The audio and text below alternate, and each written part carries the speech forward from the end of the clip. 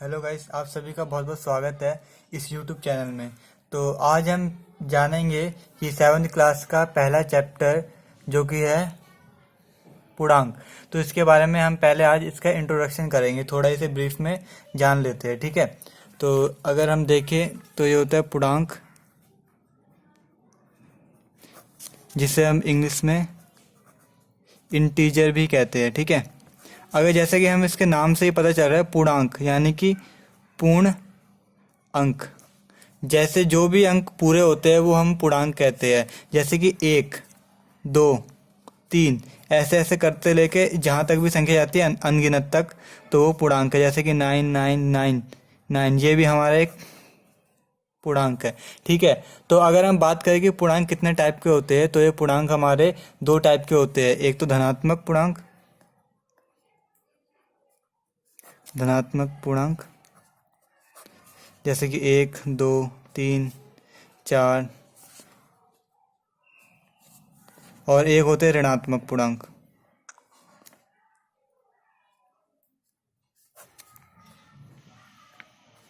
जिससे हम माइनस से भी कर सकते हैं। जैसे -1, -2, -3 से लेके अनगिनत तक, ठीक है। तो ये दो टाइप हो गए पूर्णांक के, एक तो धनात्मक और दूसरा, ठीक है, ऋणात्मक। अगर हम बात करें कि पूर्णांक कौन कौन से नहीं होते, तो कोई भी संख्या जो कि रूट में है, अंडर रूट में, तो हम इसे पूर्णांक नहीं बोलेंगे। और कोई संख्या जैसे कि 1.5 है, तो ये भी हमारा पूर्णांक नहीं है, ठीक है। और जैसे कोई संख्या लिखी गई 2/5, तो ये भी हमारा पूर्णांक नहीं माना जाएगा, ठीक है। तो अभी हमने बात कर ली पूर्णांक के बारे में। तो अब हम जानते हैं कि संख्या रेखा क्या होती है। संख्या रेखा तो एक ऐसी संख्या रेखा होती है,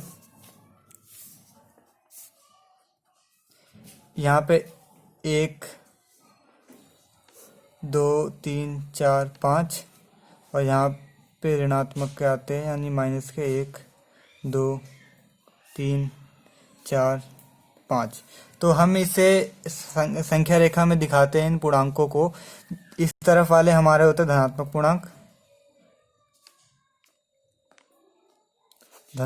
पूर्णांक, और इस तरफ वाले होते हैं हमारे, ये होते हैं ऋणात्मक पूर्णांक, ठीक है, ऋणात्मक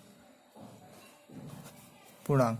तो अगर हमें इसे संख्या रेखा पे दिखाना है तो 1, 2, 3, 4 ये सब तो ऐसे चलेंगे, लेकिन जो माइनस वाले होंगे, जो ये मतलब ऋणात्मक वाले होंगे, वो यहाँ से चलेंगे। -1, -2, -3, -4।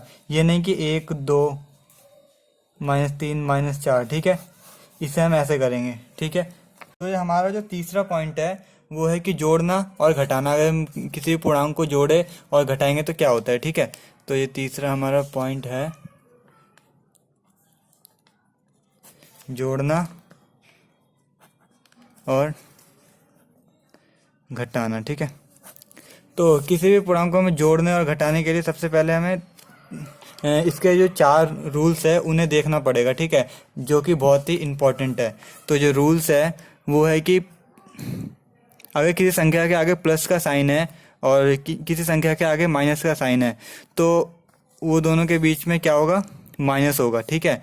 और अगर किसी संख्या के आगे माइनस का साइन है और किसी के आगे प्लस का है, तो ये माइनस होगा, ठीक है। और अगर किसी के आगे प्लस है और प्लस है, तो ये होगा प्लस, और माइनस होगा प्लस। तो ये 4 रूल्स है जो कि बहुत इम्पोर्टेंट है, जो आगे जाके भी आपको काम आएंगे। तो इन्हें याद करना बहुत ज़रूरी है, ठीक है। तो मैं इसे आपको एक एग्जांपल से समझाता हूँ कैसे ये वर्क करता है, ठीक है। जैसे कि -6 है हम पे, और यहाँ पे +4 है, ठीक है। तो आंसर क्या आएगा, तो हम यहाँ पे देखते हैं इस संख्या के आगे माइनस का साइन है, ठीक है, और इस वाली संख्या के आगे कौन सा साइन है, प्लस का। तो रूल्स के हिसाब से माइनस प्लस क्या होता है, माइनस होता है, ठीक है। तो 6 में से 4 माइनस होगा तो क्या आएगा, 2। लेकिन अब इसके आगे साइन कौन सा आएगा, तो इसके आगे साइन के लिए हमें क्या करना पड़ेगा, हमें देखना पड़ेगा कौन सी संख्या बड़ी है। तो हम देखते हैं कि 4 और 6 में से 6 बड़ा है और इसके आगे माइनस का साइन है, तो हमेशा बड़े वाले के आगे का साइन आएगा। तो इसमें भी माइनस का साइन आ जाएगा, तो हमारा आंसर जो आ जाएगा -2 आ जाएगा। अगर मैं एक और एग्जांपल लूँ, -5 तो ये क्या होगा? तो हम देखते हैं कि माइनस और माइनस क्या होता है हमारा। हम यहाँ से देखें, माइनस और माइनस हमारा होता है प्लस, ठीक है। तो हम इसे प्लस करेंगे तो 10 आ जाएगा, ठीक है। अब हम देखते हैं कि कौन सा बड़ा है, तो हम देख रहे हैं कि यहाँ पे दोनों बराबर ही है, तो दोनों के आगे माइनस का साइन है, तो हम यहाँ पे भी माइनस का साइन ही लगा देंगे, ठीक है। तो इस हिसाब से होगा ये। तो अब हम इसके नेक्स्ट पॉइंट पे चलते हैं कि अगर हम किसी चीज़ को गुणा करेंगे, अगर किसी पूर्णांक को हम गुणा करते हैं तो कैसे होता है, ठीक है। गुणा के लिए अगर मान लेते हैं कि हम पे है -2 गुणा -4, ठीक है। तो उत्तर में क्या आएगा? तो हम देखते हैं कि 2 को 4 से गुणा करेंगे तो 8 आता है। अब इसके आगे साइन कौन सा आएगा, ठीक है। जोड़ने और घटाने में तो रूल ये था कि हम इस वाले के हिसाब से चलते थे और जिसके आगे बड़ा साइन होता था वही लगा देते थे। लेकिन इस वाले में क्या होगा, गुणा में क्या होता है कि माइनस और माइनस क्या होता है हमारा प्लस, तो इसके आगे हम प्लस का साइन लगाएंगे। इसमें छोटा बड़ा हम नहीं देखते, ठीक है। गुणा का हो गया। अब अगर किसी पूर्णांक को हम शून्य के साथ जोड़ते हैं, घटाते हैं या गुणा करते हैं या भाग करते हैं तो हमारा उत्तर क्या आता है वो भी एक बार देख लेते हैं, ठीक है। तो 5वां जो हमारा पॉइंट है, शून्य को अगर हम जमा करें, घटा करें, गुणा करें या भाग करें, ठीक है, शून्य के साथ किसी भी उसको पूर्णांक को, ठीक है। तो पहले में जमा का देख लेते हैं। तो हमें पता है कि अगर हम 2 में जमा करते हैं 0 तो आंसर क्या आता है 2, ठीक है। अगर हम किसी भी संख्या में 0 को जमा करेंगे तो उत्तर वही संख्या आ जाता है, ठीक है, क्योंकि 0 की कोई अपनी वो नहीं रहता, नंबर नहीं रहता, ये बस वही रहता है, 0 रहता है, इसकी कोई वैल्यू नहीं आती, ठीक है। अब अगर हम दूसरा बात करें घटा की, घटा, तो घटा में क्या होता है, अगर 2 में से माइनस करें 0 तो भी उत्तर 2 ही आएगा, इसमें भी कोई फर्क नहीं पड़ता, ठीक है। अगर हम बात करें गुणा की, ठीक है, गुणा की, अगर मैं 2 को गुणा करता हूँ 0 से तो उत्तर क्या आएगा? तो उत्तर हमेशा 0 ही आएगा। अगर हम कोई भी संख्या को, किसी भी संख्या को 0 से गुणा करेंगे तो उत्तर हमारा 0 ही आएगा, चाहे वो संख्या कितनी ही बड़ी क्यों ना हो, ठीक है।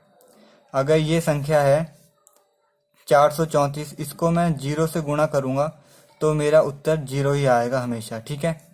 और अब करते हैं भाग की, भाग यानी कि डिवाइड। अगर हम किसी संख्या को 0 से डिवाइड करते हैं तो क्या होता है, ठीक है।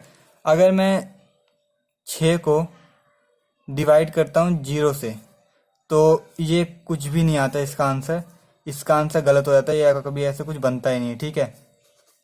और अगर मैं 0 को डिवाइड करता हूँ 6 से तो इसका आंसर 0 आएगा, ठीक है।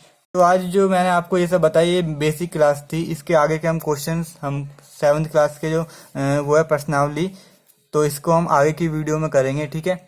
तो आज के लिए बस इतना ही। Thank you for watching.